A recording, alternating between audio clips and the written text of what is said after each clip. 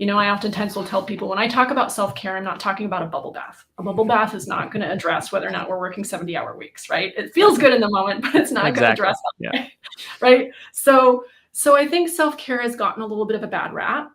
And I think it's because it oftentimes is approached from that, oh, well, we just need to take care of ourselves a little bit more, which there is some truth there. We can't just push that aside, and because there's truth to that. Mm-hmm.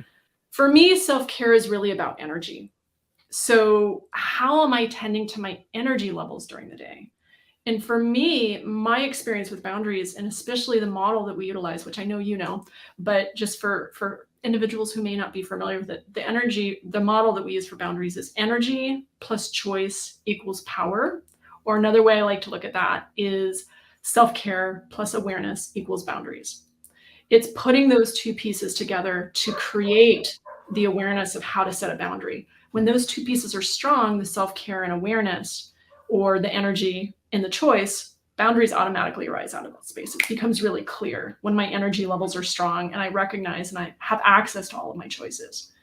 So going back to that self-care piece, for me, it's about how do I tend to myself and how do I honor the needs that I have to meet the needs of the moment, of which I am a part of.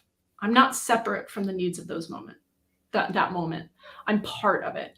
So how can I bring my full self in the best way possible, and how do I tend to me so that I can be in that moment in a very mutually respectful way?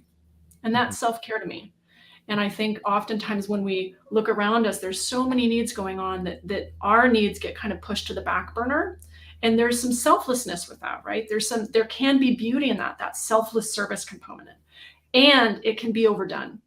So reclaiming some of that personal power and reclaiming some of that personal agency and self-agency and support for the self, and recognizing that strengthening me is vital to supporting the needs of this moment. That to me is self-care.